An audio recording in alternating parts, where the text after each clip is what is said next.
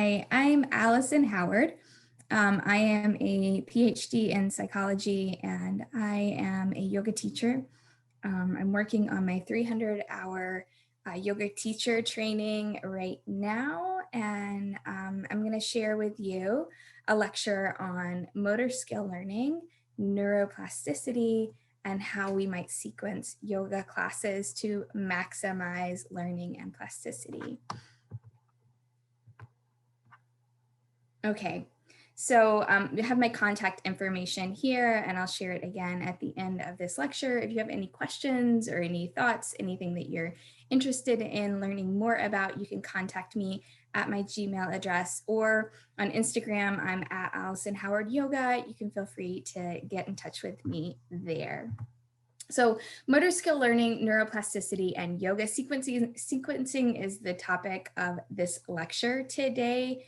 And it is an area that I have been reading a lot about and learning a lot about over the past few weeks.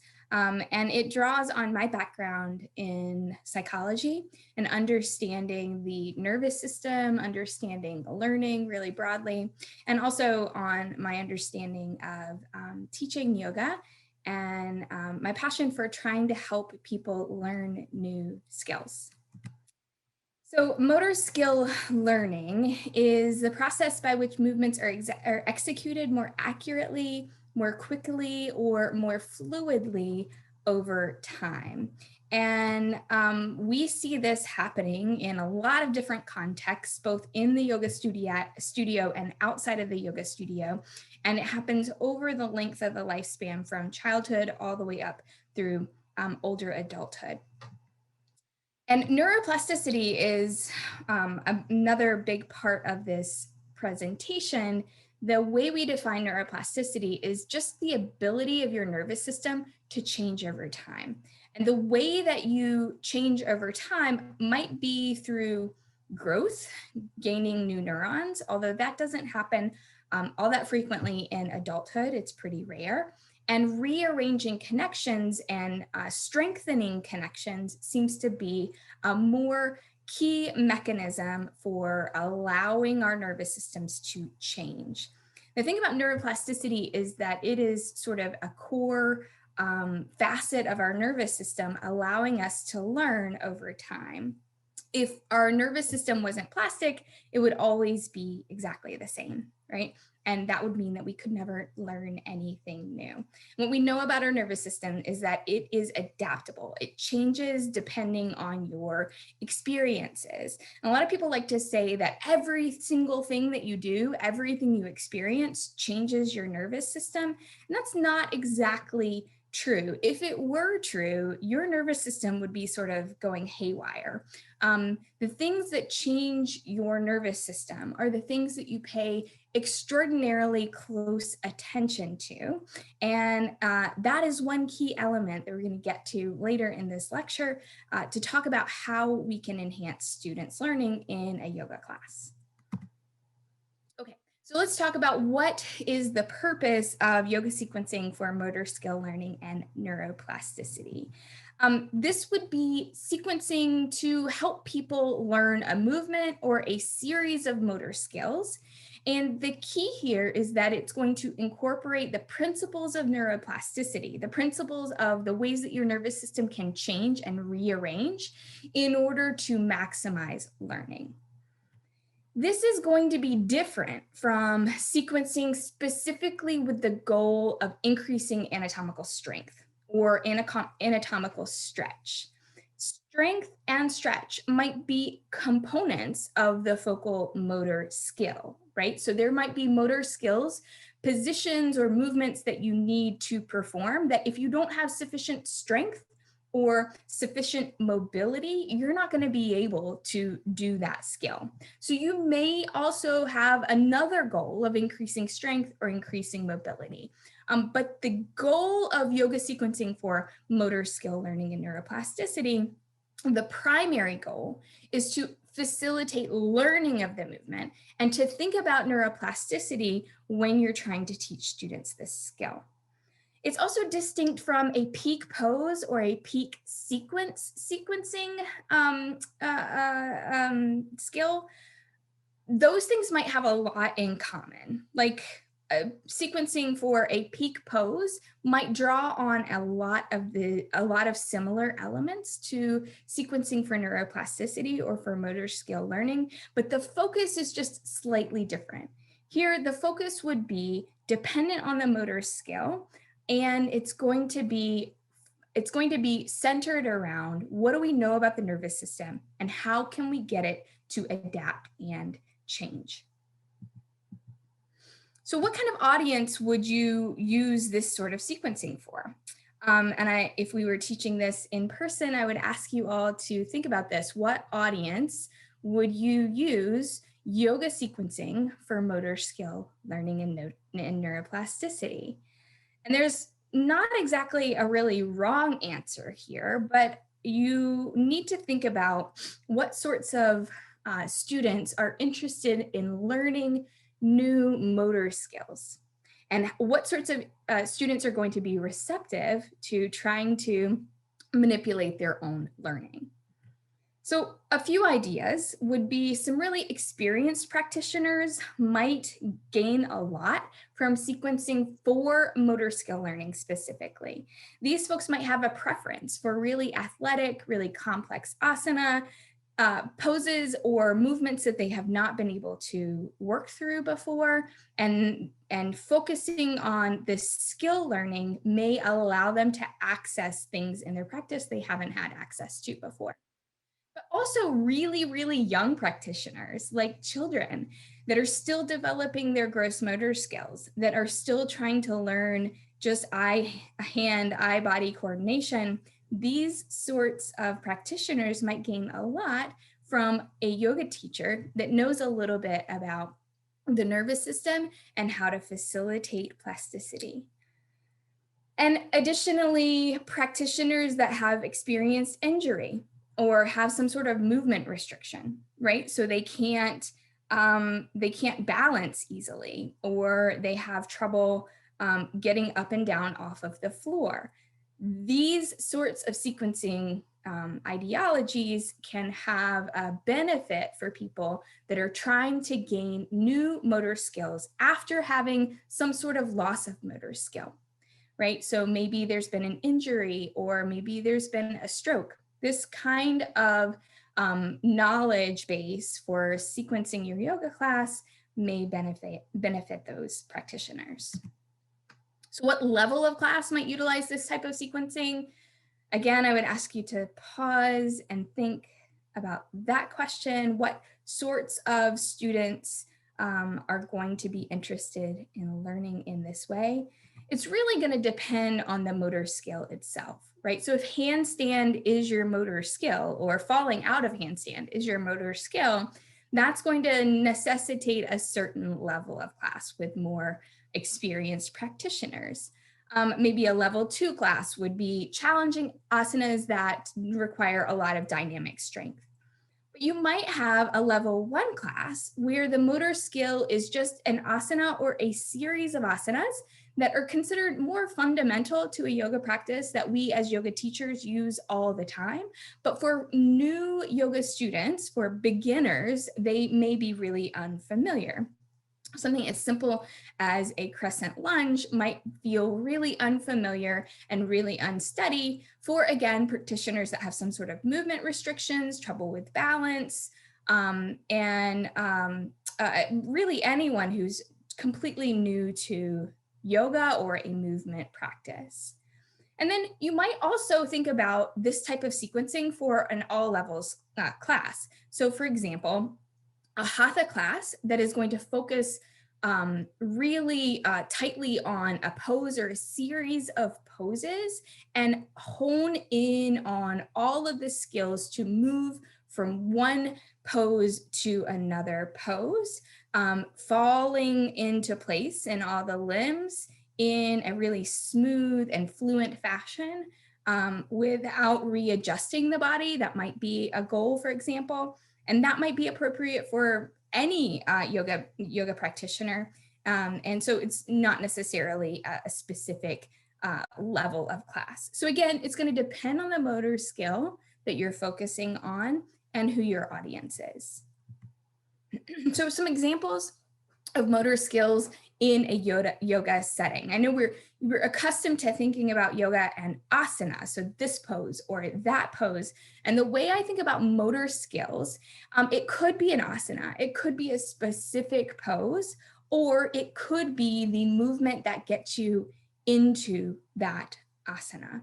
It could be the movement between one asana and another. Right. So these are just some examples. I would ask students in this workshop or this presentation to give me some examples, to think out loud about what kinds of motor skills would be appropriate for this sort of sequencing.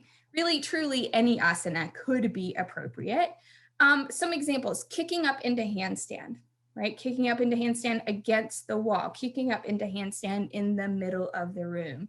This is a really ballistic movement where you use strength and the body's weight to manipulate yourself into that pose. It requires movement to get you there. And that whole dynamic can actually be sort of disorienting, especially because it's upside down. And folks tend to lose proprioception or a notion of where their limbs are in space. So orienting the body and having the strength, but not too much, to get into that position. Pike press into handstand, right? So this is a more, it requires a lot more strength, but it would be another movement dynamic that resulted in the same asana perhaps, but it's a different motor skill. Falling out of handstand, right? So we've done 3 that are all related to exactly the same asana, but they're a different movement dynamic around that asana. Transitions that move you into and out of arm balances. Sometimes the alignment of the limbs of the body is the barrier that keeps some people from accessing arm balances or other challenging asana, and transitioning through from one asana to an arm balance or out of that arm balance could be the movement skill. Balancing poses, something like tree pose, for example. Working on your proprioception as a motor skill, right? Working on one's perception of the body in space, how to control your body using feedback from the body. This is a motor skill. And then, as I mentioned before with my example of a hatha class, just a sequence of different postures that are performed really fluidly and with a specific alignment that might be different for every single practitioner of the pose, but that that is giving a certain type of feedback to the student themselves. So moving into Warrior 2 without having to readjust continuously, without having to reach down and move around, like finding your alignment and moving fluidly into that alignment from one pose to the next might be a skill that a yoga teacher would want to work with their students on. And there may be many, many, many others, right? So this is just a couple of examples. So let's talk for just a minute about how we learn motor skills, the process by which we acquire new motor skills. And this could be when you're a little kid, or it could be like in older adulthood as well. So way back in 1967, 2 psychologists, Fitz and Posner, published a paper on a 3-stage model of learning motor skills. They said that you begin in something called the cognitive stage. From there, you move into an associative stage of motor skill learning, and then maybe you get to an autonomous stage, although not all motor skills and not all people will access that autonomous stage. Okay, so the first stage Fitz and Posner proposed was the cognitive stage. And this is where you learn just basically how to perform this skill, like at a really, really basic level. This is a stage where you are just getting it in your head, wrapping your mind around what's necessary in order for you to perform that movement. And depending on the movement, right, you may see a lot of errors in this stage. You might think about learning to play a piece on the piano, or learning how to hit a golf ball, right? In this stage, you're going to see a lot of errors happening, and it's going to take a lot of attention to the task at hand in order to complete it. You're not just like having a conversation, looking around the room, and also practicing. If you're really practicing and you're really working in the cognitive stage, you are really attentive to your body and what's happening. The skills may be performed extremely slowly in this stage. Think about when you were learning to drive, you might have driven really, really, really slowly. At least I know I did. And part of that was learning the control on how much pressure I put into my feet, how I moved the steering wheel. I needed to perform that totally slowly in order to have any sort of control over what I was doing. So then after the cognitive stage, after we've moved through this stage, then people will move eventually into the associative stage. And the associative stage of motor skill learning is where you start to refine the accuracy and the consistency with which you perform the movement. Errors come down, and you start to integrate feedback from within your body and feedback from people around you or from the outside world. This stage lasts a lot longer than the cognitive stage. And how long it lasts really depends on what motor skill we're talking about. But rapid improvements are still occurring in this stage, especially in the earlier part of the associative stage. You might be able to transfer this skill to new contexts or new situations. I don't know about you, but when I first learned to kick up into a handstand, I could really only do it in a specific spot in my house. I had to have exactly the right conditions. I couldn't just do it anywhere. I needed to be right in this place. Everything needed to be just as it was. I needed to have my yoga mat. And over time, I was able to transfer that to new surfaces or new situations. And that is what happens in the associative stage. And then the last stage proposed by Fitz and Posner is the autonomous stage.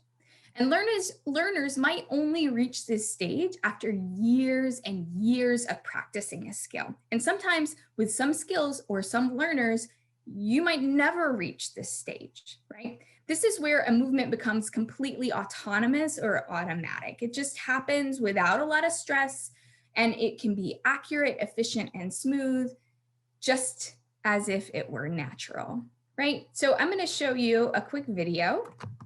And I'm going to show you a video of learning a motor skill, one that we have probably all learned.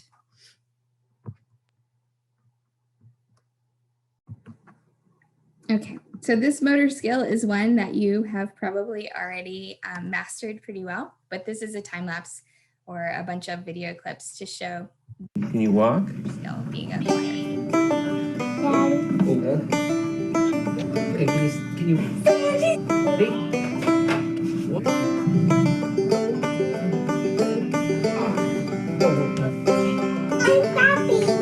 Standing and clapping. Whoa, whoa, whoa.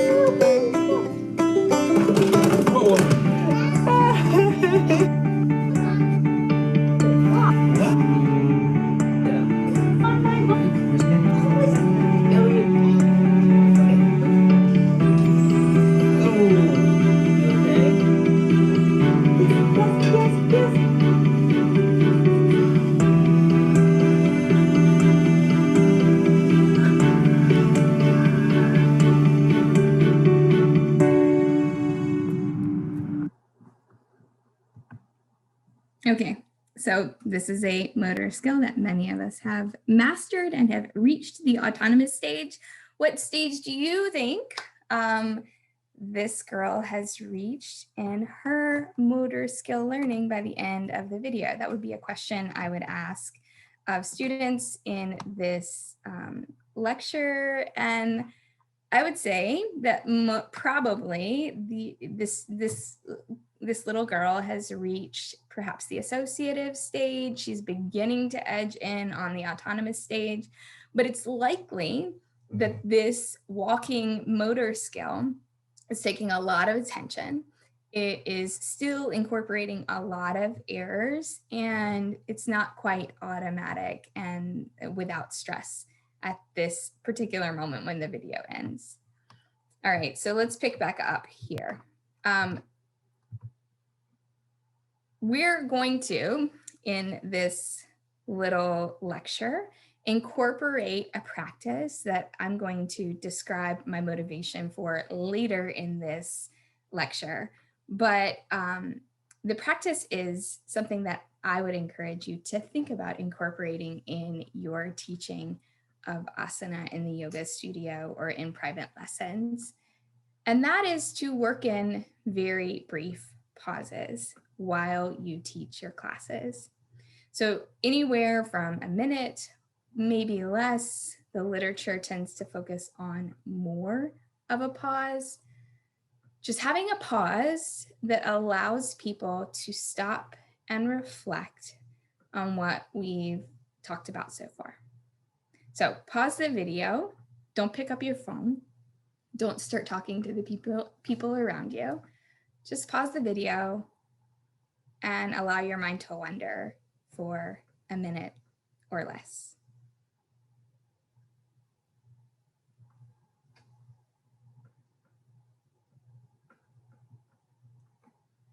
Okay, and we're back.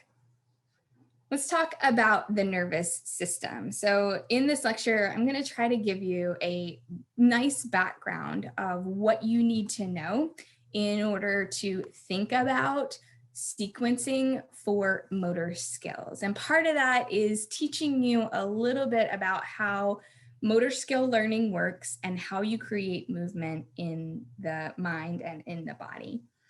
So I'm giving you all of this background information because I think that's actually essential to knowing why you're implementing certain recommendations. And then if the science changes, which science changes all the time, we have a basis from which to make decisions about how we change our sequencing, right? And the truth of the matter is there are no really specific studies about recommendations on like, should you do this long of a shavasana or this long of a shavasana? People are not doing that specific level of research on yoga and yoga teaching for motor skill learning. So the questions that I have about this topic haven't really been answered. So what we need is an understanding of the foundation of how your body and your mind works. And then from that foundation, we can start to build a theory, a hypothesis, an idea that we can experiment with in the yoga studio and see if it works and how it works for different students and how it works for ourselves. Okay, so that's why we're starting with the nervous system. So let's talk a minute about what the nervous system is and what it does.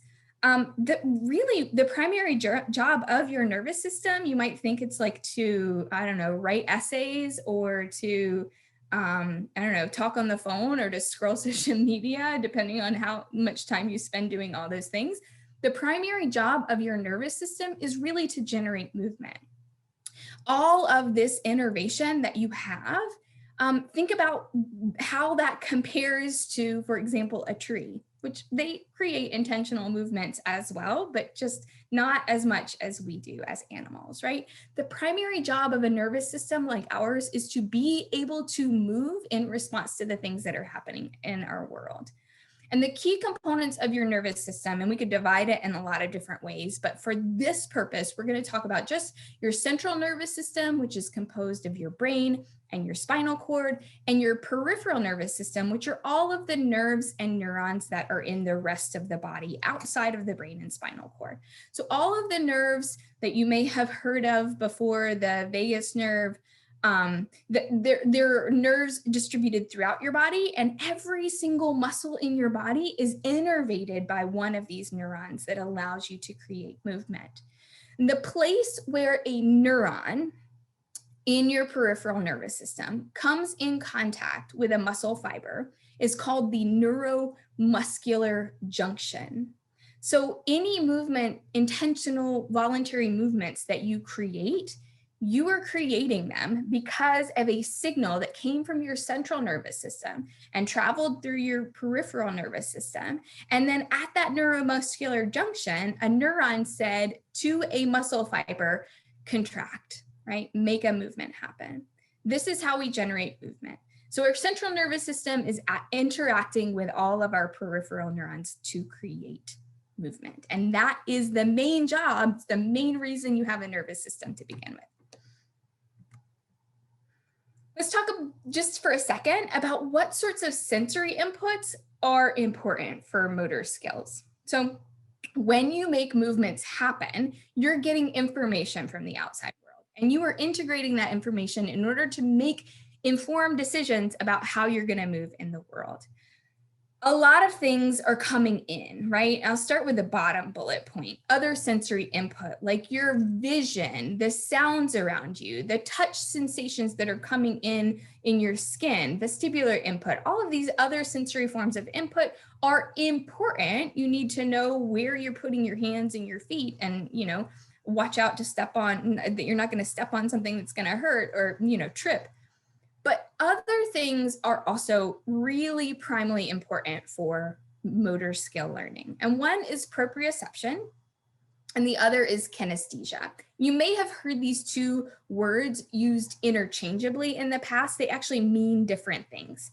So proprioception is your felt awareness of your joint position. So however you are positioned right now, if you're laying on your couch, you're sitting at a desk, or you're, whatever, riding in a car, you are in a particular position in all the joints of the body. And if you closed your eyes and you held still, you would be aware, you'd be able to be aware of where your joints, how your joints are positioned in space. Kinesthesia is about joint movement. So it's an awareness of movement. It also refers to joint position as a dynamic quality. So if you're moving your elbow, you need to know the positions from moment to moment. But kinesthesia is really about joint movement in the body. And if you closed your eyes, you would be able to be aware of how you move your limbs in space without having to see it. Also, if I just picked up your arm and I moved it around, and your eyes were closed, you would know how I was moving your arm. And that is the sense known as kinesthesia. So proprioception and kinesthesia are different things.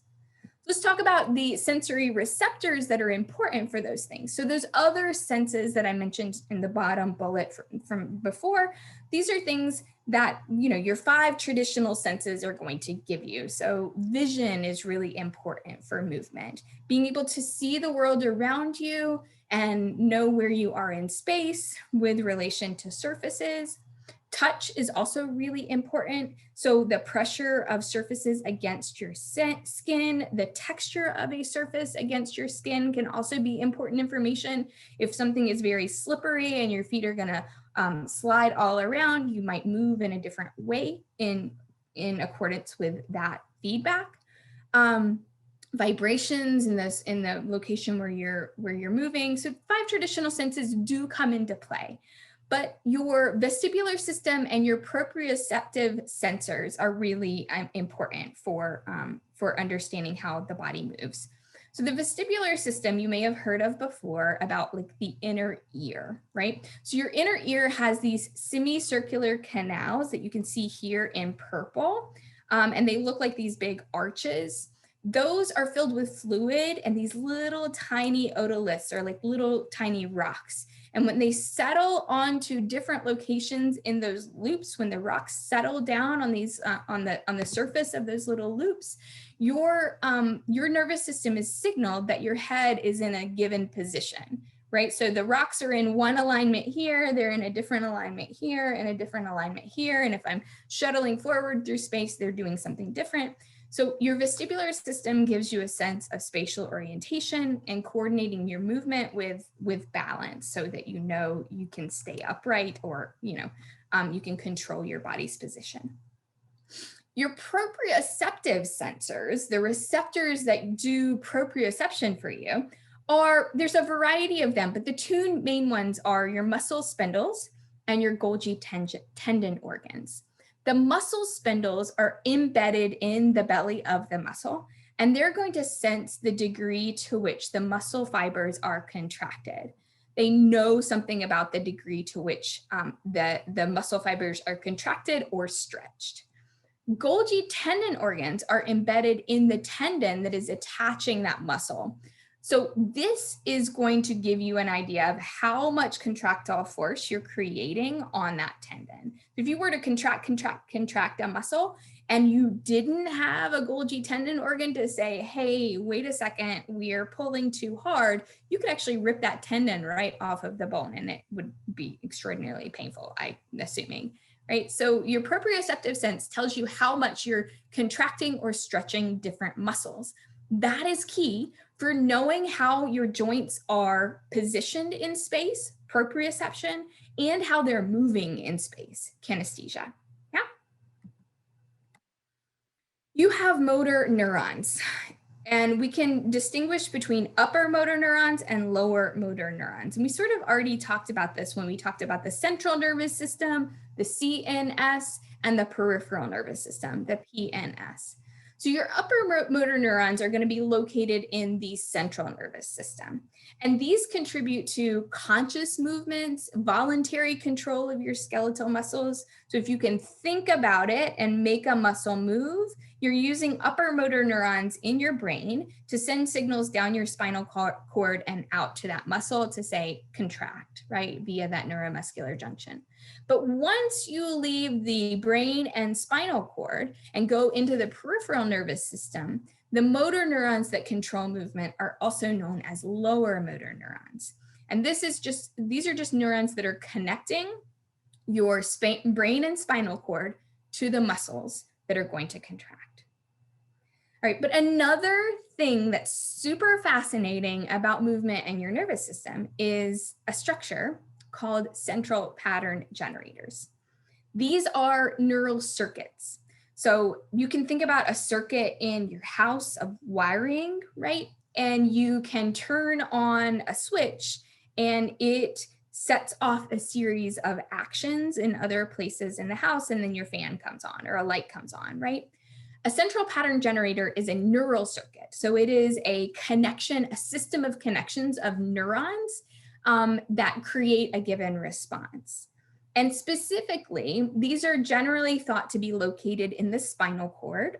There may be some in the brain, but that's a different story.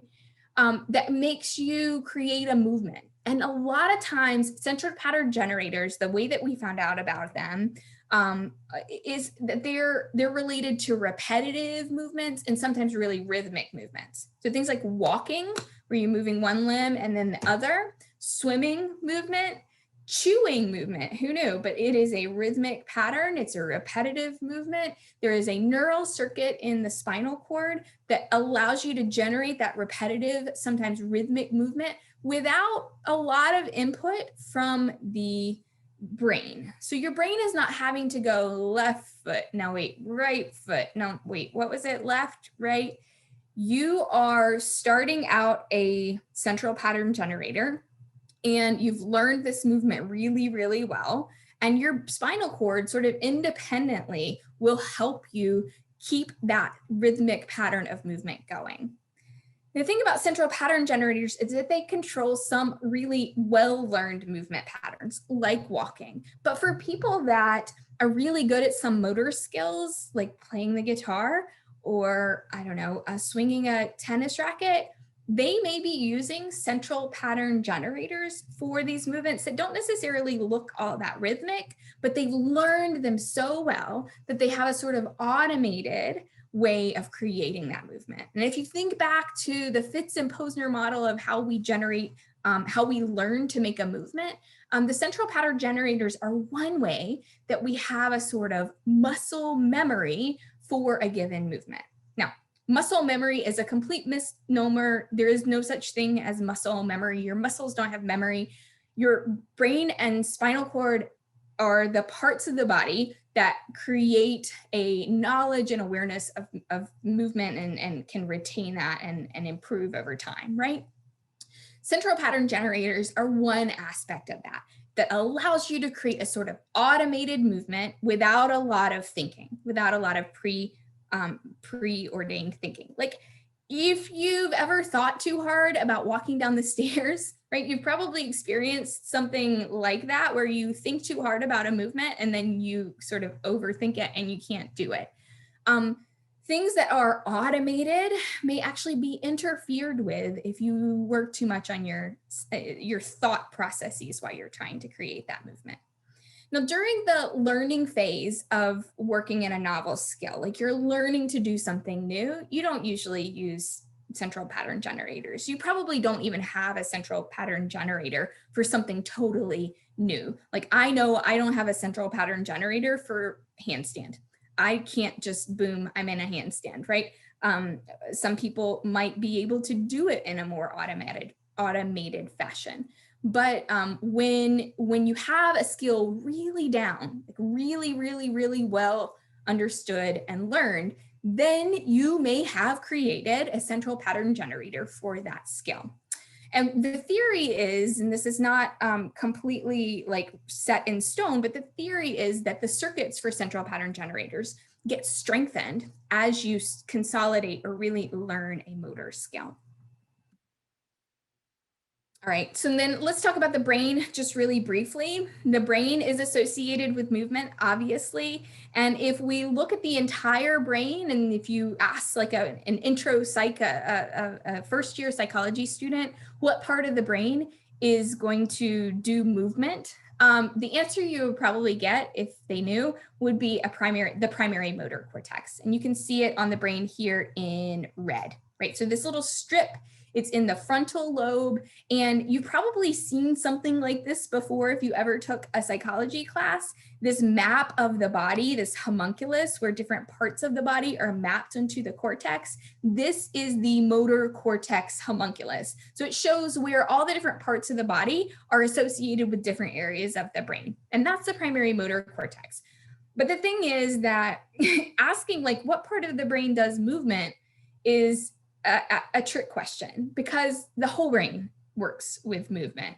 The parietal cortex, it helps you know where your limbs are in space so you can prepare for a movement. The premotor cortex is located here in blue, and it's going to send some signals to the primary motor cortex before you actually have executed the movement. The premotor cortex is helping you make the decision to move.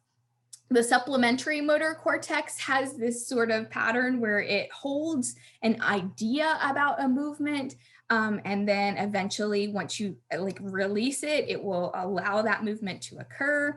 Your prefrontal cortex, which is another area associated with planning and decision making, this area of the brain is going to be essential for deciding which movement is most appropriate. The cerebellum, right, this little structure, this little brain that's all wrinkly at the back of the brain, is also associated with coordination and learning of movement. There's lots more too. The basal ganglia, all sorts of subcortical structures of the brain, tons of places in the brain are associated with movement. Like whenever I give lectures on brain structure, I'm like, this is important for movement and that's important for movement. And students are like, wait, you've said so many things, and it's because the primary focus of your nervous system is creating movement. And that is one of the most important things it can do for you. Different sorts of movement skills are happening in different places in the brain. Okay, and that leads us to this more abstract concept known as a motor program. A motor program is an abstract idea that is, it's about how you store the idea of how you move in your brain. Okay, so it is not like you could reach into your brain and be like, right there's the motor program. Motor programs are an abstract idea that is the stored representation of how you would move. You refine that motor program through practice. You make it more efficient, you make it more accurate through practice. and you use it to produce your coordinated movement. So your motor program is going to be sort of a decision you've made to move in a certain way through space. Like first, I'm going to put my right foot down, then I'm going to step my left foot back, and then I'm going to elevate my torso, and then I'm going to extend my arms. And that is a sequence of muscle contractions. It's an idea that is stored in your brain about how to get into a specific pose. Okay, so here we will pause for just another moment. I would invite you to pause the video, to not click on your phone, not turn on music, not pay attention to the people around you. Just pause and sit in stillness for about a minute.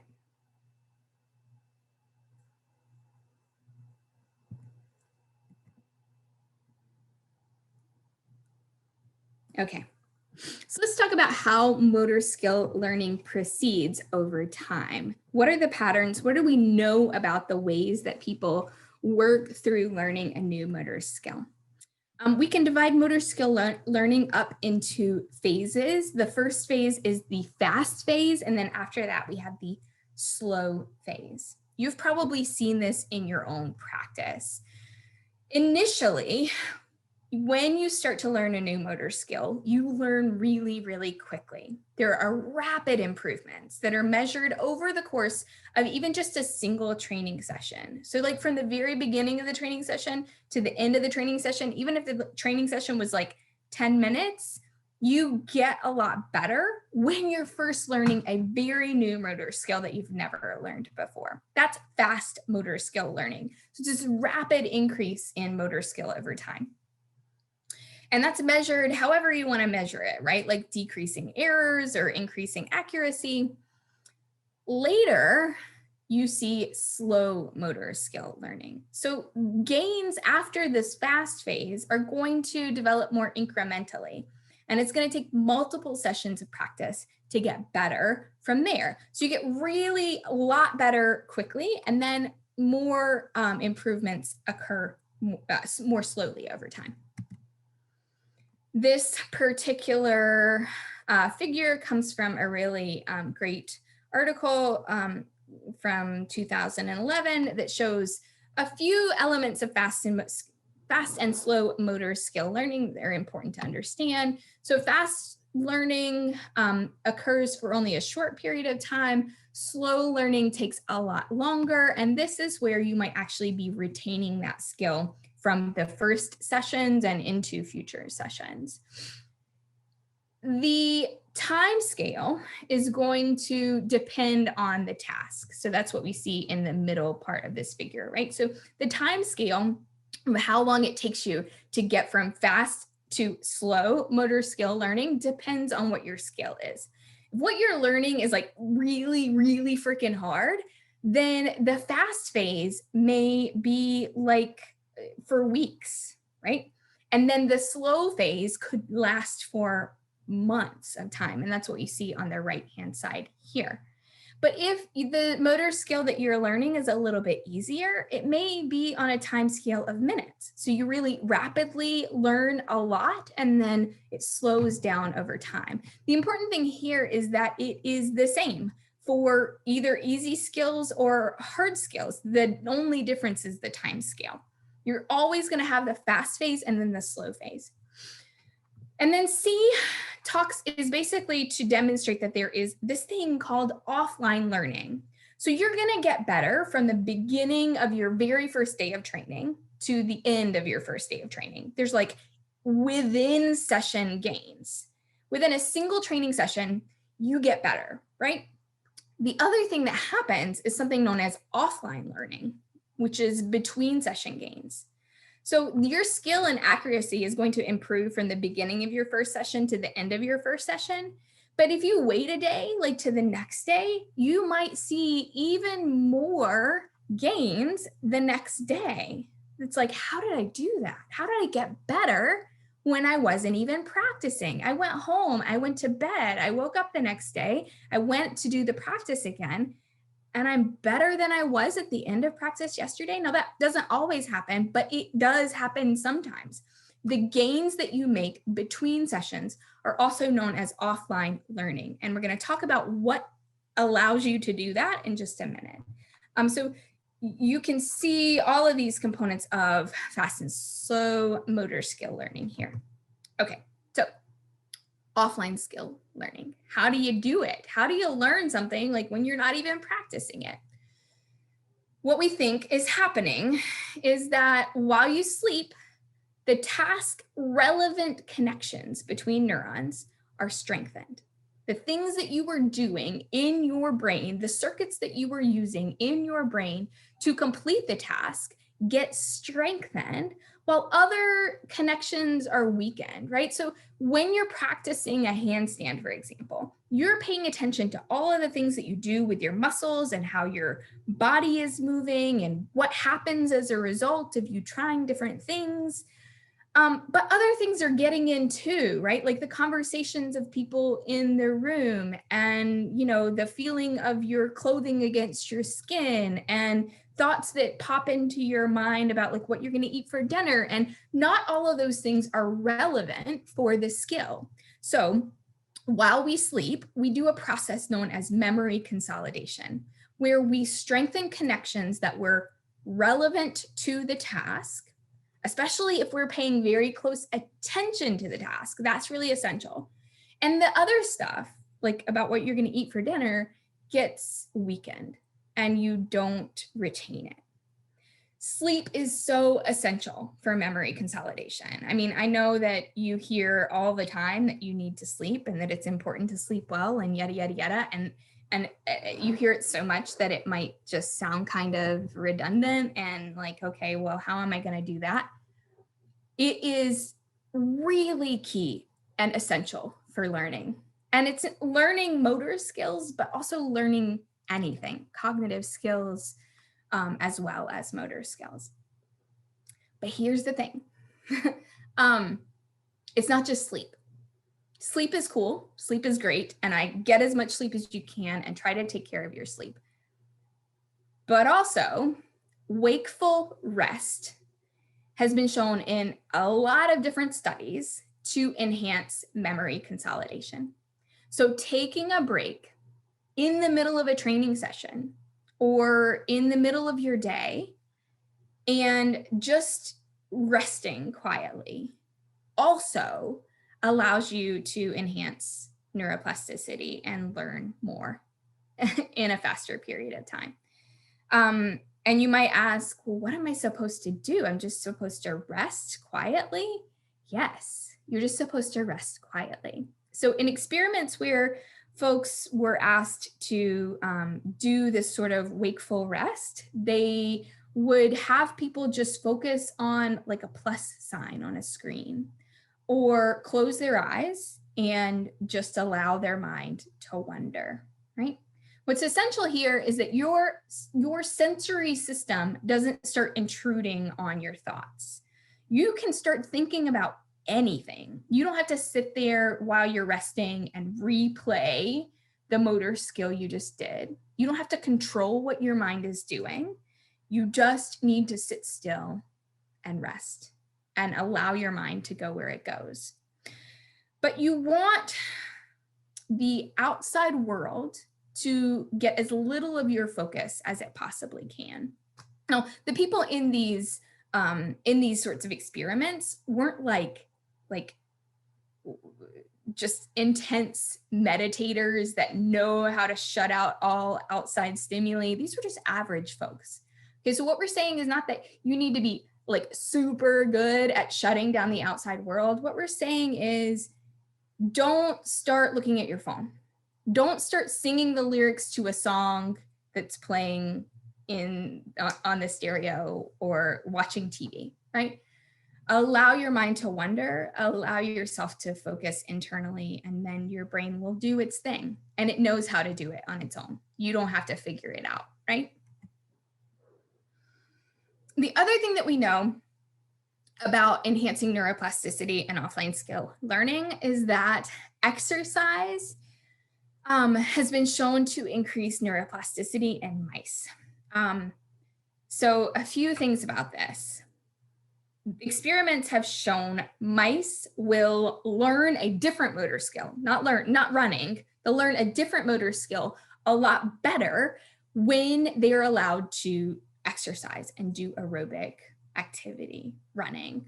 Okay, so you might think, okay, like everybody needs to start running then. And when they're not doing yoga, they're gonna need to go on the treadmill or go run outside or whatever, or do some other aerobic activity. And I would say we don't know that for sure, not necessarily. Something about exercise, we don't know what, encourages the neurons in these mice, in the brains of these mice, to start switching up which neurotransmitter they're expressing, to use one for a little while and then change to another. And that enhances their ability to learn motor skills besides running, some other motor skill that they had to learn. The thing is about mice is that like you can't get them to lift weights all that well, right? They're not going to do it. They like to run, and you can train them to run, and they'll get on that little wheel and just run their little hearts out. They love it. They do it anyway. So there's something about that activity for them that allows them to increase neuroplasticity. And it's probably related to exercise of some form. But we can't say for sure that it's just about aerobic exercise or it's just about running. The reason why these mice are running is because that's what you can get mice to do, right? You can get them to run on a wheel. You can't get them to do like, I don't know, like deadlifts, right? So yeah, take that with a grain of salt. But exercise other than yoga is a good thing, right? Or other than whatever motor skill you're trying to work on. Getting the body moving in a lot of different ways is a good thing for learning motor skills, but also, by the way, for learning other things, right? So if you're trying to learn a new language or you're trying to learn some statistics class, that is going to be really key in enhancing your neuroplasticity. All right, and those of you that love pranayama might enjoy hearing this. There's a 2016 study that specifically showed that alternate nostril breathing, what we call Nadi Shodhana pranayama in the yoga world, it showed it to really improve learning for a motor skill when participants did it for 30 minutes after the task at hand. So on the y-axis here, what you see is motor error. So how many errors the participants made. The x-axis is like sessions or like attempts. And so what we see generally is it just like errors reduce over time, right? So you start out not doing well and then you do much better over time. In the blue, they just let people sit around after they finish the task. And then in the red, they had people do a alternate nostril breathing protocol after they learned the motor skill. And what you see as a result is that 30 minutes later, we see people that were doing some sort of breathing exercise as having way lower errors than the people that didn't do any sort of breathing exercise. And then they repeated that again 24 hours later, and we see the same sort of pattern.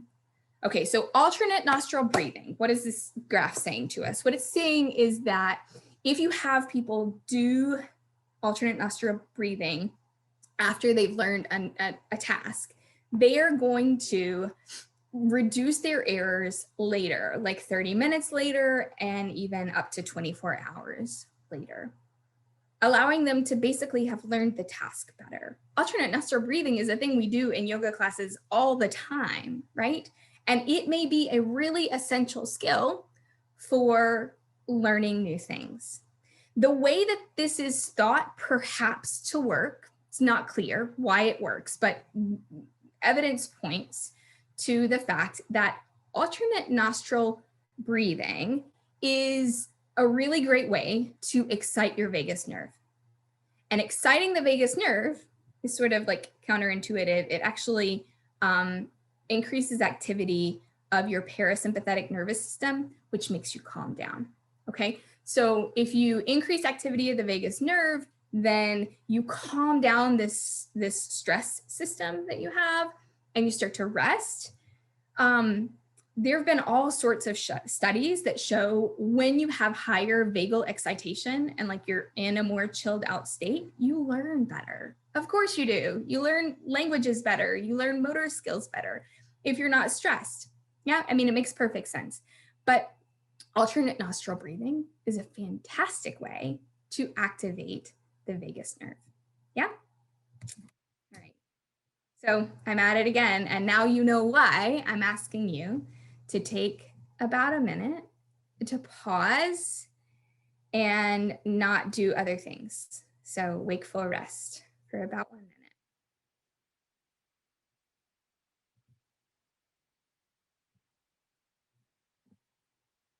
Okay, so your movement practice. How much do you need? How do you get good at a thing? Like, how long is it going to take me to learn this skill, to be an expert? How do I get better? Well, you may have heard of this so-called 10,000 hours rule. It's a popular rule that you may have seen in a lot of different places. People talk about it on the internet a lot.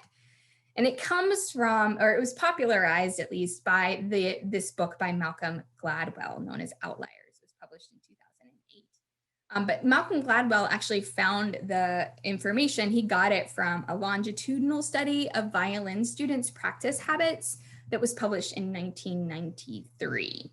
And basically they looked at how many hours students were practicing to get to expert level status.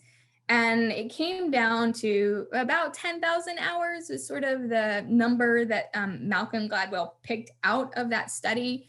And he argues in his book that about 10,000 hours of practice is this threshold to gain expertise in any domain. He translated that to about 10 years of practicing of any particular skill, whether it's playing the violin or speaking a language or what have you.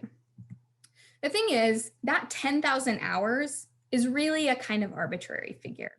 Like if you look back at the study in 1993, most of the people that got really, really good at playing the violin didn't actually take 10,000 hours to do it. It is not an empirically or like experimentally determined threshold at all. And what you should know already from the things that we've said before is that not all practice hours are created equal, right? There's a way that you can practice where you're really paying attention to what you're doing. And there's another way to practice where you're like every 2 seconds checking your phone or distracted. You can practice with a really skilled coach by your side that's giving you lots of great feedback, or you can practice on your own and injure yourself, right? So not all practice hours are created equally. The skills that you are trying to master will differ, and the practice time that is required for that skill is going to differ as well. Emotion, attention, the errors that you make, and the motivation you have for learning are all critically important to how long it takes you to master a skill. Also, how do you define mastery, right? It may be personally defined and not defined by some like preordained threshold you need to reach. But errors are super important. So the number of hours you put in is nowhere near as important as how many times you mess up and try again. Mess up and try again, again and again and again and again. Generating errors is really supremely important for being able to learn something new. So we know from songbirds that there is a lot of variability in their singing. Young ones have a lot more variability than the grown-ups do. And that is thought to be a really crucial component of motor skill learning. So being able to create a lot of variation when you practice and finding out what works and what doesn't work is an important part of skill. Young songbirds will just like tweet at random and make crazy sounds, which sounds adorable to me.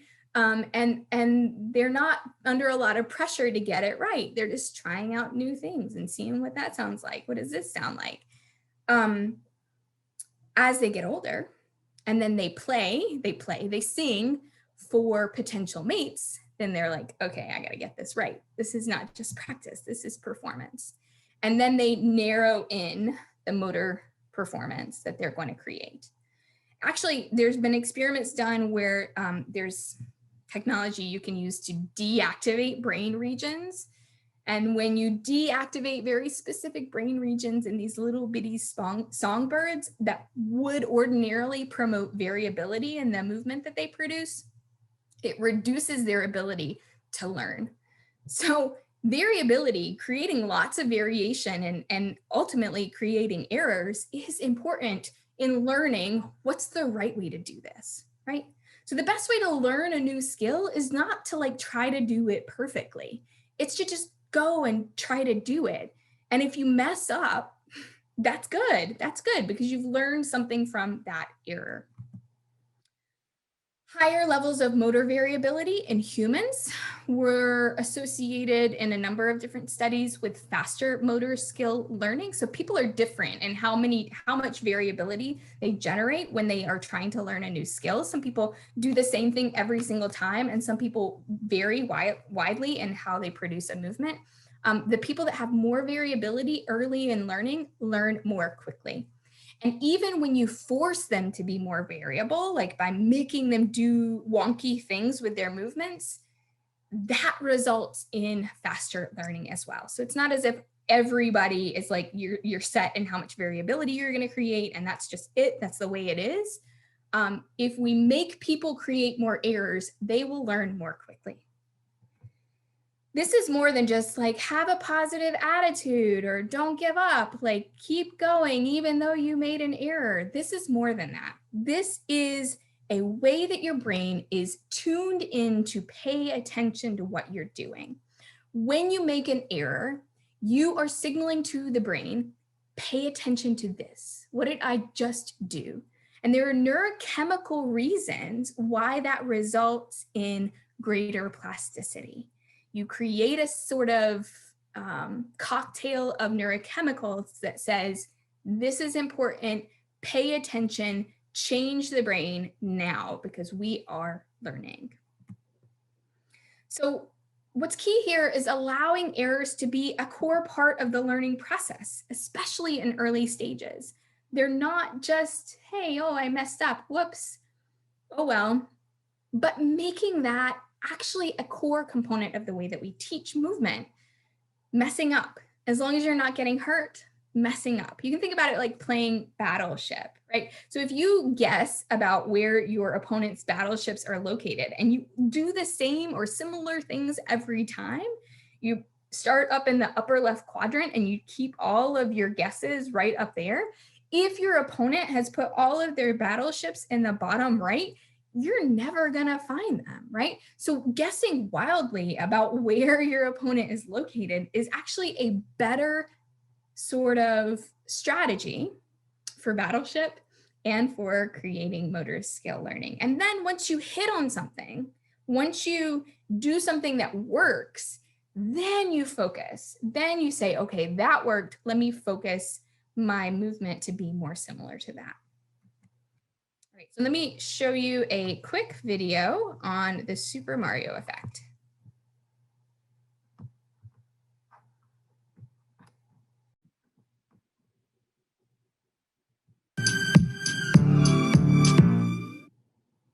About a year ago, I asked my YouTube followers to play a simple computer programming puzzle that I made with a buddy. The object of the puzzle was to get your car across the maze by arranging these code blocks that represent typical computer programming operations, such as if-else statements and while loops. Once you thought you had a good code, you would hit run, and your car would move based on the commands you had in the program. So I asked my YouTube followers to play it because I said I wanted to prove that anyone from any background could learn to code. 50,000 of them took the challenge and attempted the puzzle. But the truth was that I didn't actually care about proving that anyone could learn to code. What they didn't know is that we actually randomly served up two slightly different versions of the puzzle. In one version, if you hit run and you weren't successful, you didn't lose any of your starting 200 points. We showed you this message. However, in the other version, if you hit run and again you weren't successful, we showed this slightly different message, stating that you lost 5 points from your starting 200 points. That was the only difference. In one version, if you failed, we simply took away 5, no value in the real world, no one will ever see these completely meaningless fake internet points. That minor difference is crucial to keep in mind for the results I'm about to show you from the 50,000 data points we collected. For those who were penalized for failed attempts, their success rate was around 52%. For those who were not penalized, their success rate was 68%. That statistically significant delta of 16% was really surprising and almost seemed too hard to believe until we looked at another piece of data that we collected, which was attempts to solve before finding success. It's shown in orange right here. So those who didn't see failing in a negative light nearly had 2.5 times more attempts to solve the puzzle. As a result, naturally, they saw more success and therefore learned more. So if you think about that and sort of unpack these results, the trick to learning more and having more success is finding the right way to frame the learning process. And this observation seemed really profound to me. It made me wonder, what if you just framed the learning process in such a way that you didn't concern yourself with failure? How much more successful could you be? How much more could you learn? And the next thought was that if this is a real effect, clearly there must be some evidence for this in real life. It made me think of toddlers. It's my boy. I helped make that. They are constantly trying new things, and they certainly aren't concerned with failure. When my son learned to walk, he didn't think about how dumb he might look if he fell down. And as his parents, we didn't punish him if he wasn't successful either. The focus was always on the end goal, and we celebrated the successes with him. And as a result of constantly failing and trying and discovering new things during that phase of our life, we discover so many more new capabilities within ourselves, and it's not even close to any other time in our life. But maybe using a toddler is sort of cheating because their brains are different than ours. To make the case that perhaps they aren't that different than us, I'd like to tell you about a plumber I first met when I was 8 years old. He was Italian.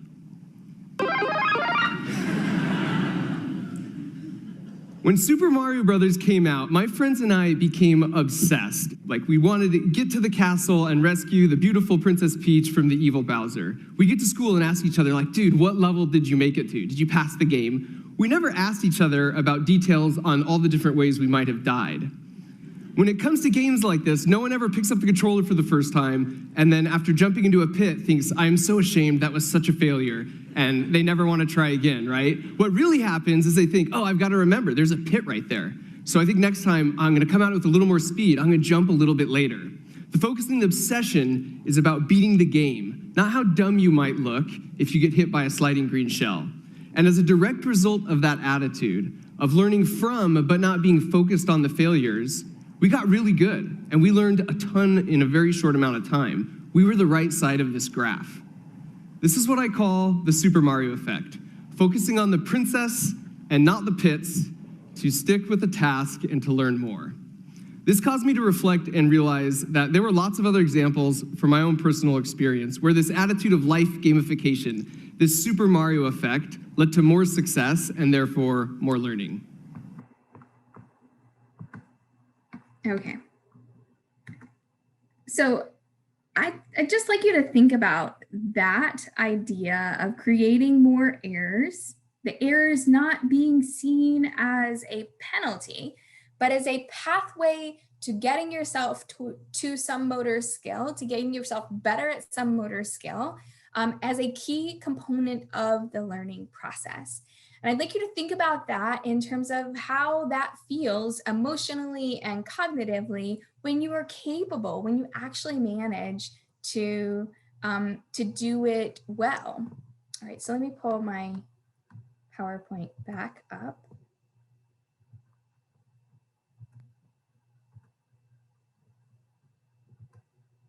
Okay.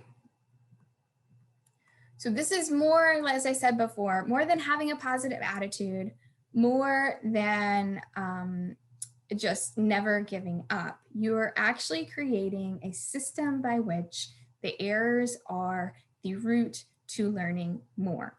Now, you may hear coaches or trainers or folks that are, training musicians say, well, you don't want to reinforce the wrong thing, right? You don't want to make so many mistakes that then you create a learned pattern around that mistake, and then you're going to just do the mistake again and again and again. And there is a certain degree of danger that you can create a motor skill in a sort of inaccurate way.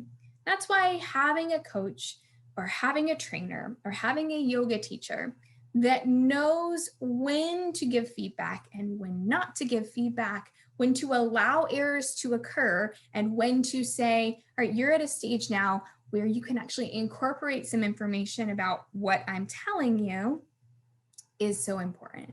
That's why our job as yoga teachers or trainers that are teaching new skills is essential. A person working on their own is not going to have that kind of information about the errors that they're making.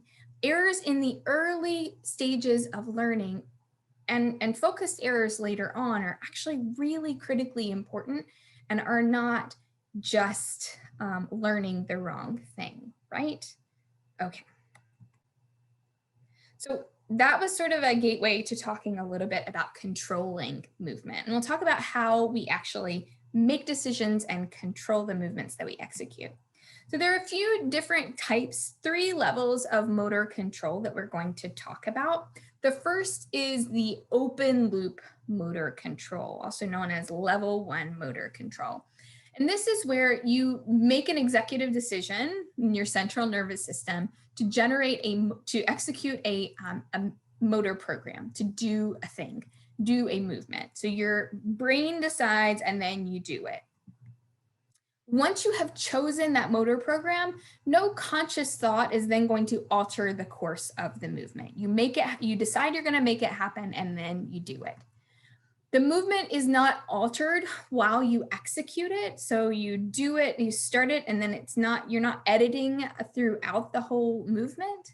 And this is often associated then with ballistic skills, like a golf swing or like throwing a dart, some quick movement that may require a certain amount of strength or speed to execute. And this is usually going to be controlled in this open loop fashion.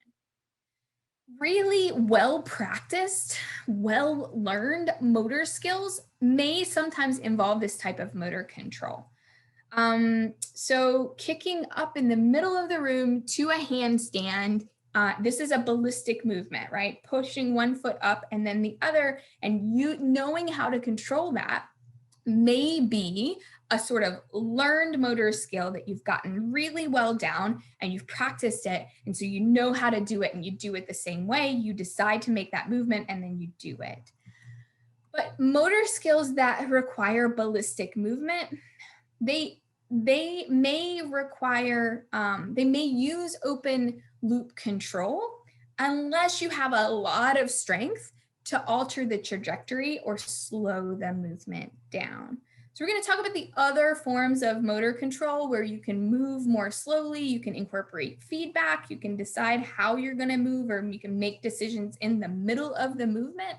But the thing is that some things like throwing a dart, you could go through that movement super duper slowly, or swinging a golf club. And some people do this as a way of training their nervous system, but you aren't going to get the same result. Like if you swing that golf club super slowly, you might hit the golf ball and you might really precisely move through your motor program.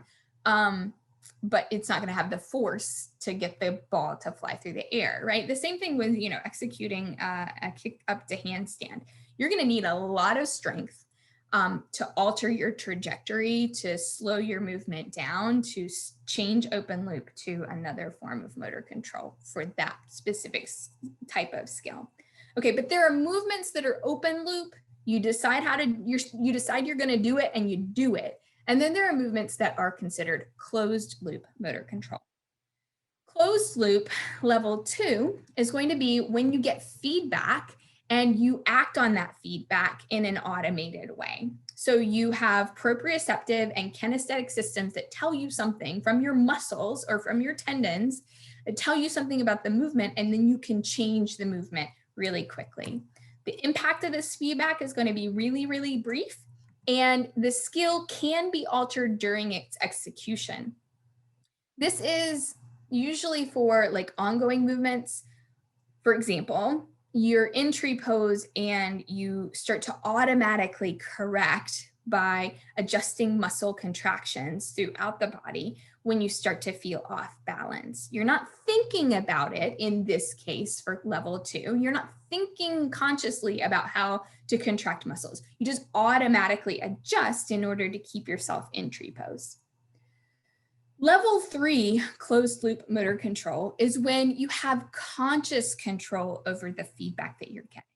So your feedback might involve kinesthetic cues about joint movement, proprioceptive cues about joint position, or external information like what you're seeing or what your teacher or your coach is telling you about the movement. You can pay attention to that thing, you can think about it, and then you can adjust in the middle of the movement. The feedback loop here is longer because you're using conscious control to adjust how you're moving.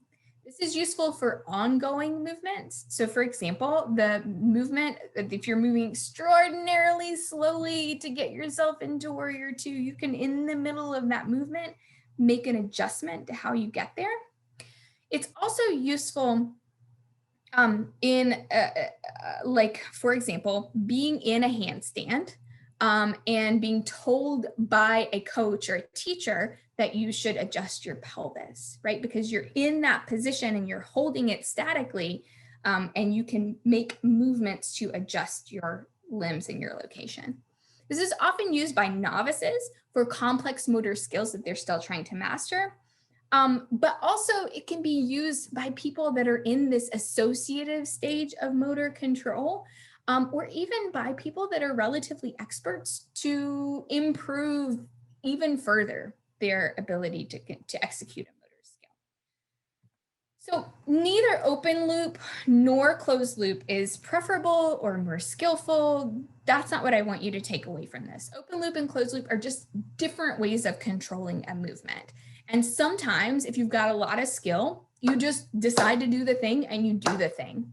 Other times, if you've got a lot of skill, you have enough control and enough strength to make continuous edits over your body's position and over the way that you are moving in order to incorporate that feedback. Yeah? And then other times your body just sort of knows this isn't working, so I'm going to automatically, without conscious control, adjust position. Neither one is more skillful. It depends on the situation, right? But knowledge of these two types of control is going to give a teacher a little bit of knowledge, a little bit of information for how they should coach their students, how they should talk to their students, when they should talk to their students, what kinds of things they should say. The control that you use will depend on your motor skill that you're practicing, your goals, the teacher's goals, the resources that are available to you, including muscle strength, attentional resources, and the feedback that you're getting from around you and from inside you. And if you have really great control over a movement and you have arrived at an automated way of controlling a movement, like you're moving through open loop level 1 movement into handstand, you could intentionally manipulate that and turn it into level 3 control. So let's imagine someone who knows already how to kick up to handstand in the middle of the room and they don't have any trouble doing it. They can do it almost automatically. They could slow down that movement with sufficient strength, and really intentionally think about how they're positioning their limbs and incorporate some external feedback from a coach or a teacher. All right, so we have arrived at another pause right here before we move into my recommendations on how to sequence. So pause your video and take a moment of stillness.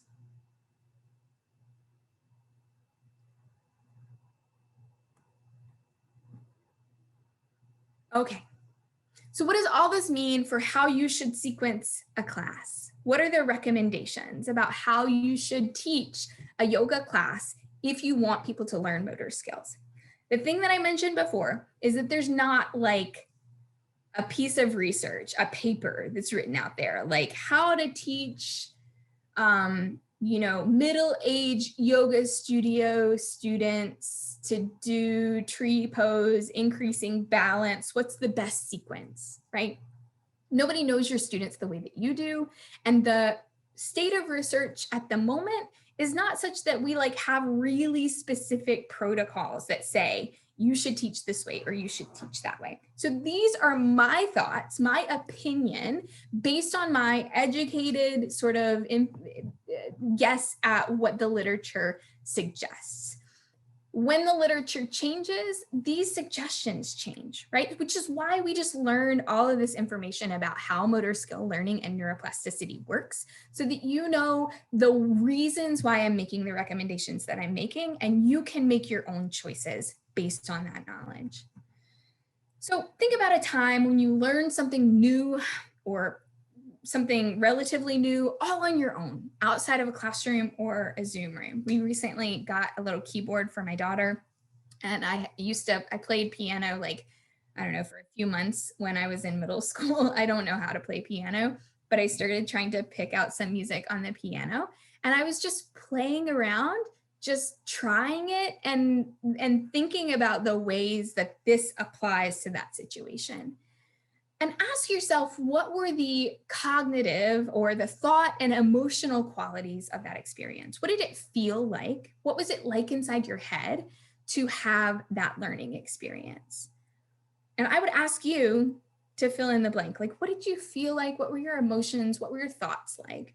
I would venture to guess that for many people, the conditions were a feeling of curiosity, feeling very open, disinhibited, like you are able to just do things, try things, not be afraid. You're not feeling like, oh, they're watching me, I don't want them to see me embarrass myself. You just feel safe. You aren't afraid. You feel playful.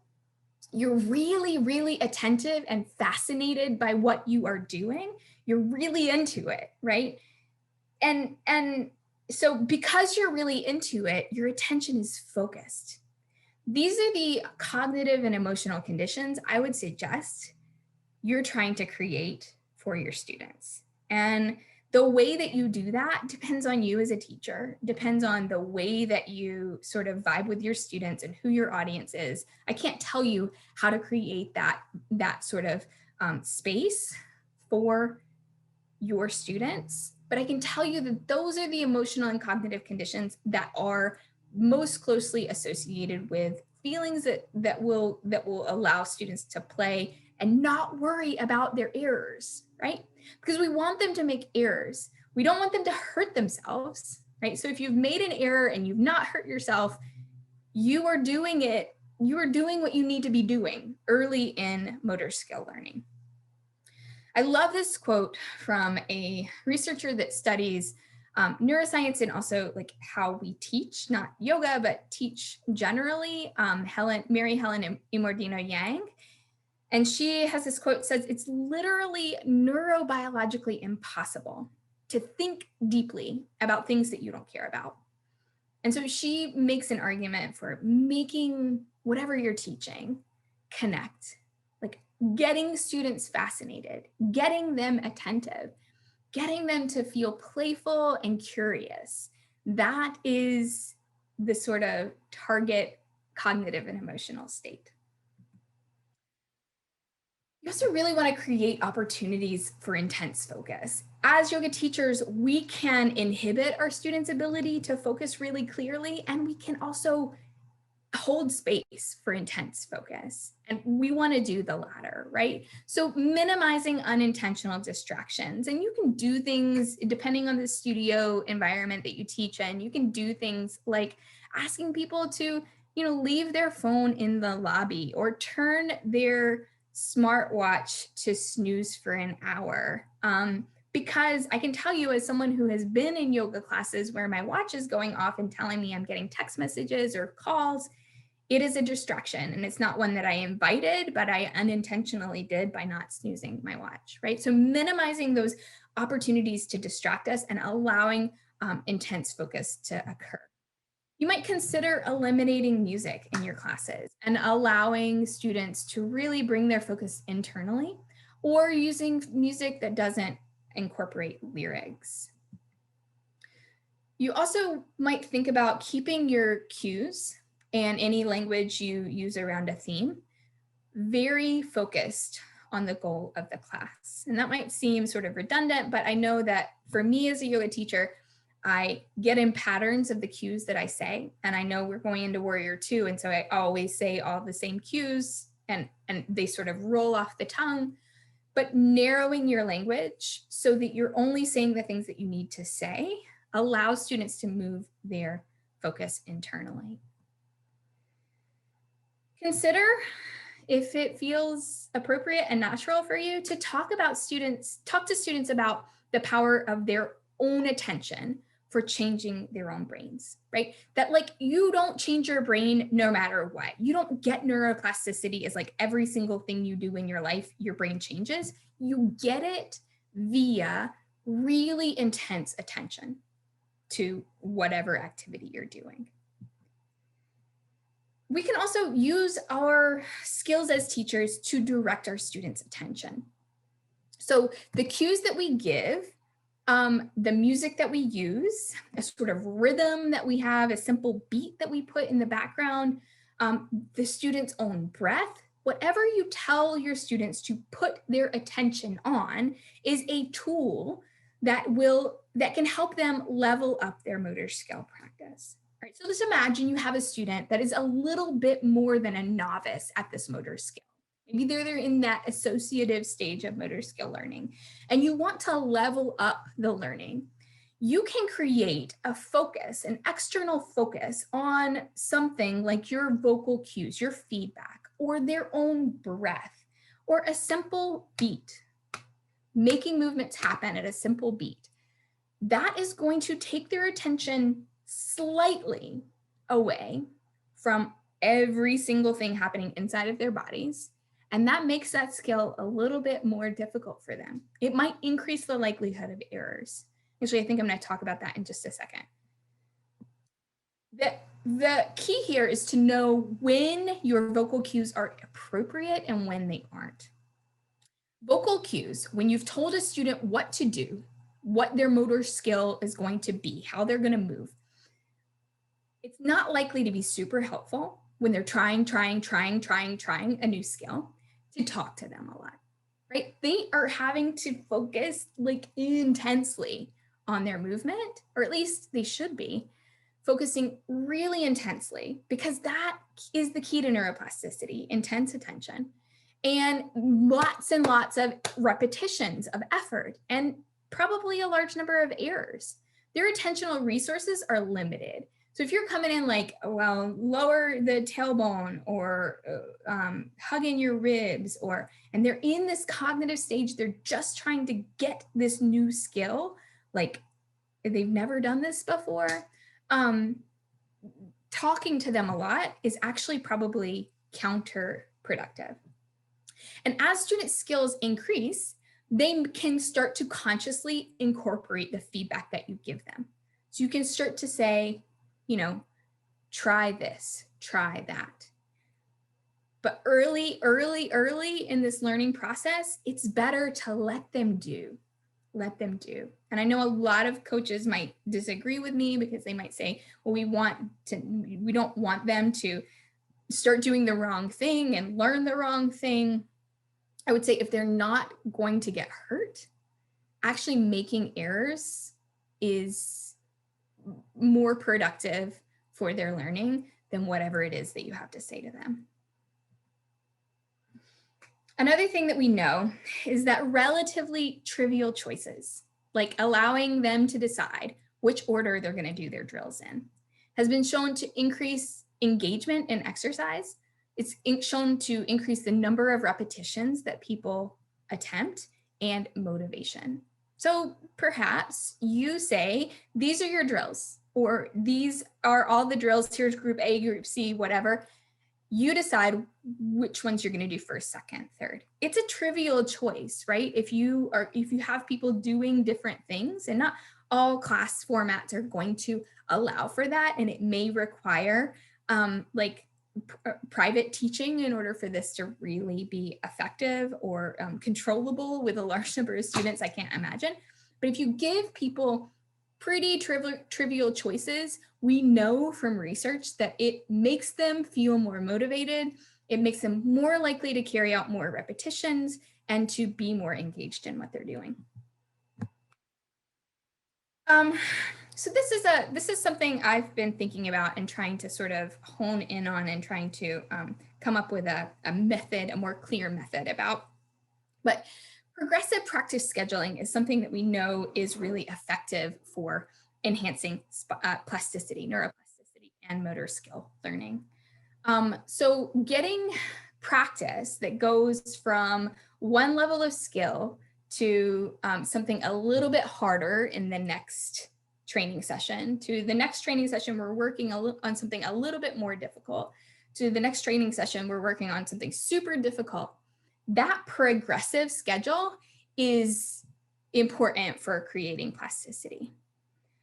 I know that with a lot of yoga motor skills, what we need is substantial strength. If you think about an arm balance or an inversion, there's a lot of strength, and what the students might need in that practice is to be fresh enough and not overtired to try on this skill. Okay, so you might want to think about, I'm thinking about this in terms of a ladder. So a student comes onto the ladder at wherever they feel most comfortable or most challenged.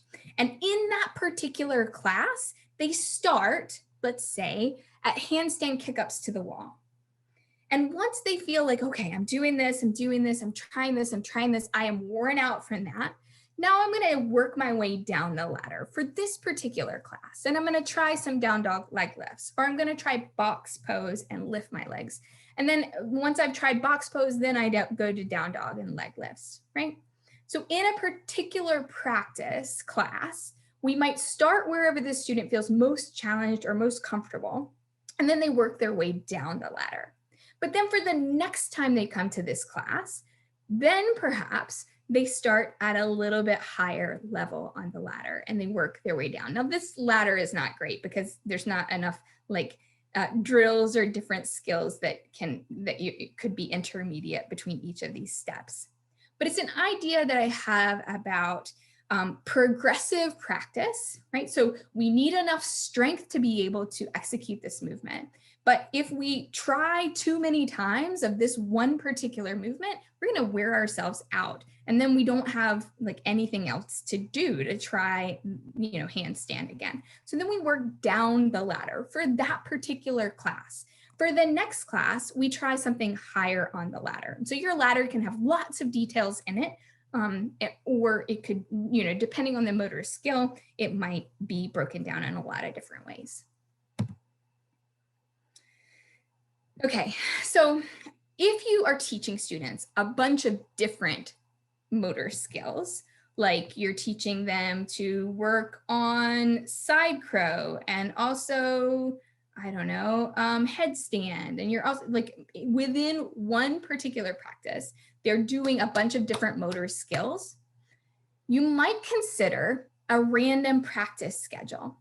So rather than working on this skill for a long time and then switching over to that skill and then switching over to another skill, which would be considered blocked practice, working in a random way. So working on headstand now, and then side crow, and then regular crow, and then work on side crow, headstand, regular crow, right? So varying your practice schedule. This is not a great example because fitting that into a small 60-minute class is not going to be easy. But if you have a number of drills, right? Those drills, rather than doing all of one drill and then switching over to another drill and then switching over to another drill, varying them up, randomly practicing them, that can enhance motor skill learning. So we know that like the beginning of trying a new motor skill is always the hardest part of doing it. And when we do things randomly, that means you're always restarting at the hardest part, right? So your performance within the actual practice might be worse, but the next time you come back to it, it might be better. So what we see on the graph here is that people that practice in this random way did not as great, like they had more errors during learning. People that practice in this block way, they look a lot better. Like they are doing a bunch of A and they get better at A, and then they do a bunch of B and they get better at B, and then they do a bunch of C and they get better at C. So like their errors are smaller. But then if we test them again the next day or the next week, the folks that did the blocked practice actually show more errors than people that did random practice, because we are learning more when we make more errors. Yeah. Okay. Slow practice. Slow practice is another one that is incorporated in a lot of sports. It's also incorporated in a lot of musicians' practice. So I pulled from those two domains to sort of think about a way that we might incorporate this into yoga. Musicians frequently train to practice at really slow paces, right? They have a piece of music to play. They're trained to play as like excruciatingly slowly as they possibly can.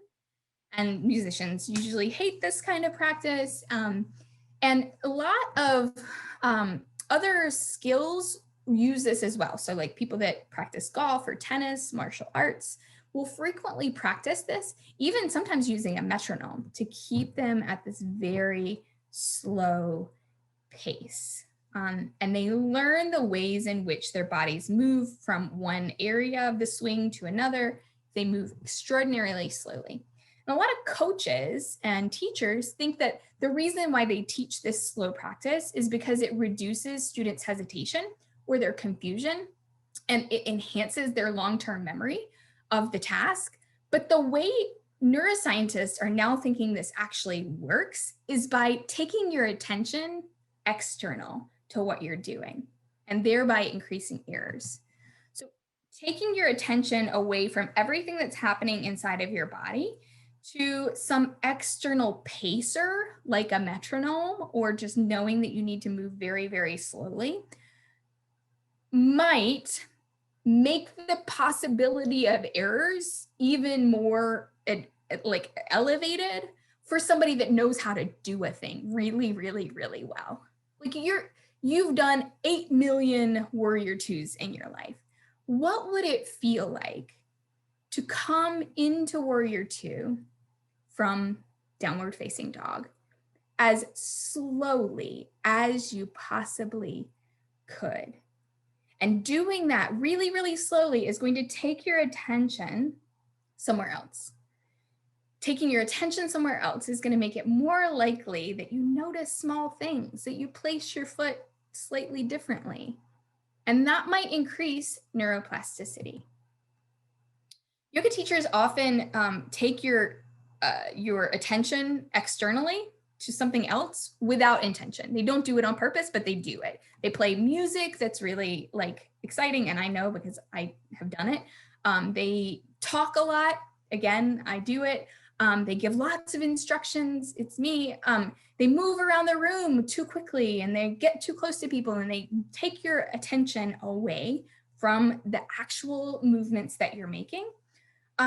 So this is something that you're doing already. I would say just consider how you might incorporate super slow practice. Maybe you can't do it in your yoga class, but experiment, try it on and see how it changes your own practice. And then see the ways that you might be able to incorporate that into a class that you teach. And then breath practice, right? So we already talked about Nadi Shodhana, or alternate nostril breathing. You could practice this at the end of class. You could teach students how to do it and encourage them to practice it on their own. If you have a private yoga client who really wants to get a certain movement skill, you could give them, drills to work on between sessions that you see them and encourage them to take 30 minutes of Nadi Shodhana. It's a lot. That's what the literature focused on when they did the study of Nadi Shodhana and motor skill learning and neuroplasticity. It's a lot, 30 minutes, but you might encourage your students to practice it on their own. Okay, and something I've been doing this whole time that I would encourage you to consider how you might do in your own yoga classes is building in rest. So what's great about yoga is that we already do this. Shavasana is essential, and it's not just like a little nap at the end of your yoga class. It's not just something we do for no good reason. It is functional. It is functional. It is a way of consolidating the motor skills that you have just taught. It helps people learn to put them in Shavasana. And so don't skimp on it. Don't just say 30 seconds, all right, we're through.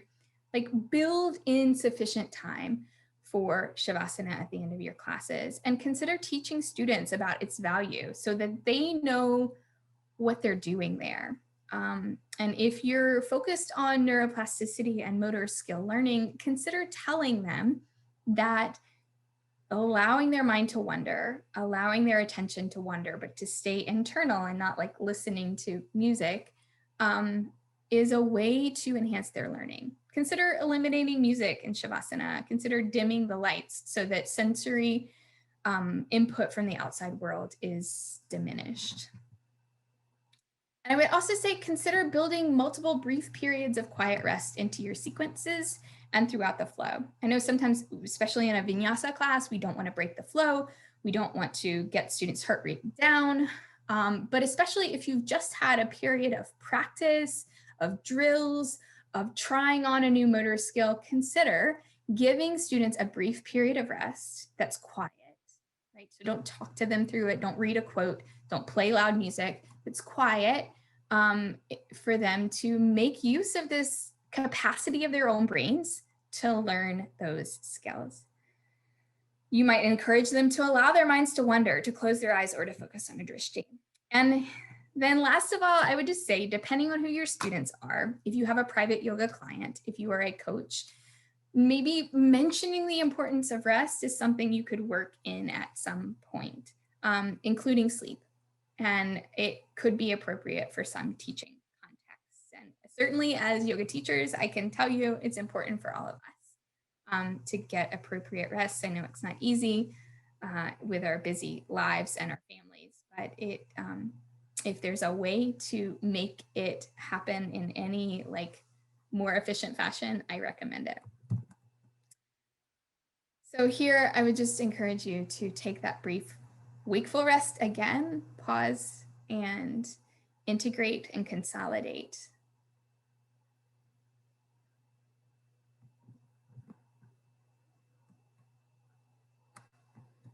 All right, so we have reached the end of this presentation. I have my email here, AllisonMarieHoward@gmail.com. If you have any questions, please reach out to me. Feel free to shoot me an email. I would love to hear from you.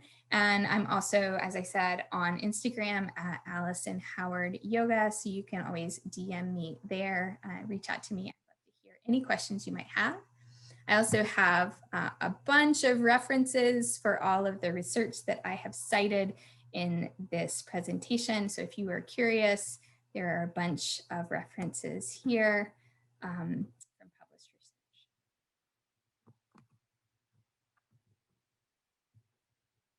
So thank you so much for your attention and your time. Have a great rest of your day.